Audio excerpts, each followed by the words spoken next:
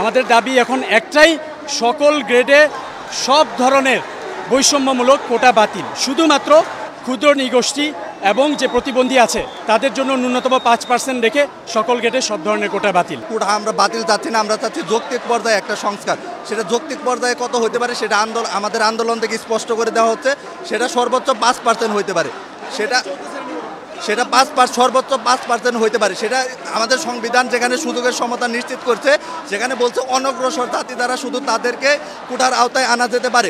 এখনকার স্বাধীনতার 54 বছর পরে এসে মুক্তিযোদ্ধা যারা আছে বা তাদের পরিবার যারা আছে সবাই অনগ্রসর, এই কথা আমরা বিশ্বাস করতে চাই না। তো তারা যেহেতু অনগ্রসর না, তো তারা কেন হলো সেই অনগ্রসর ভিত্তিতে 30% কোটা তারা রিজার্ভ করে রাখতে চায়। তো এই 30% রিজার্ভ করে রাখা ছাত্র সমাজের উপরে একটা হলো চরম বৈষম্য। সেই যে স্বাধীনতা যুদ্ধটা হয়েছে বৈষম্য দূর করার জন্য, সেই স্বাধীনতা সেই 2024 সালে কেন সেই বৈষম্য আমার উপর চাপিয়ে দেওয়া হচ্ছে। আসলে এখানে বৈষম্যর ব্যাপারটা এভাবে দেখতে হবে যে এখানে আমাদেরকে কারা আদালতকে আর আন্দোলনকারীদের মুখোমুখি অবস্থান করে চেষ্টা করা হচ্ছে। আমরা কিন্তু আদালতের বিপক্ষে না, আমরা আদালতের পক্ষে। সকল ঘেটে বৈষম্যমূলক যে কোটাটা আছে সেটা সম্পূর্ণভাবে আমরা বাতিল চাই। আমাদের এখন আর 2 দফা 3 দফা কোনো দাবি নেই, একটাই দাবি। আমরা 2018 সালেও আমরা আন্দোলন করেছিলাম। সেই আন্দোলন করার পরে প্রধানমন্ত্রী ঘোষণা দেওয়ার পরে 5-6 বছর পরে যখন আমরা আবার এরকম একটা জিনিস দেখছি, আমাদেরকে আবার রাজপথে নামতে হচ্ছে, তখন আমরা প্রতারিত ফিল করতেছি। তো আমরা চাই না যে কিছুদিন পর পর আন্দোলন করতে। আমরা শিক্ষার্থীরা চাই যে ক্লাস এবং আমাদের যে নিয়মিত ক্লাস সেটাতেই আমরা ফিরে যেতে। যেহেতু সেটা হচ্ছে না, কিছুদিন পর পর আমরা প্রতারিত হচ্ছি, সেজন্য আমরা চাই যে সরাসরি নির্বাহী বিভাগ থেকে সুস্পষ্ট ঘোষণা।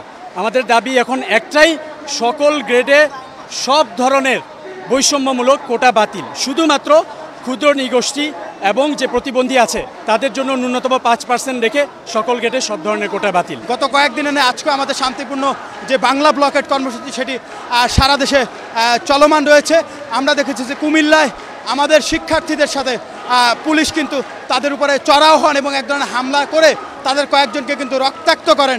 এবং আমরা যখন আমাদের ক্যাম্পাসে কেন্দ্রীয় লাইব্রেরির সামনে আমরা যখন জড়ো হচ্ছিলাম সাধারণ শিক্ষার্থীরা, তখন দেখেছি যে বেশ কিছু বহিরাগত কিন্তু এলোপাথারি স্লোগান দিয়ে তারা কিন্তু আমাদের মূলত শান্তিপূর্ণ কর্মসূচিকে অশান্ত করার এক ধরনের তারা কিন্তু করছিলেন এবং উস্কানিমূলক স্লোগান দিয়ে তারা আমাদেরকে বিশৃঙ্খল করার চেষ্টা করেছেন।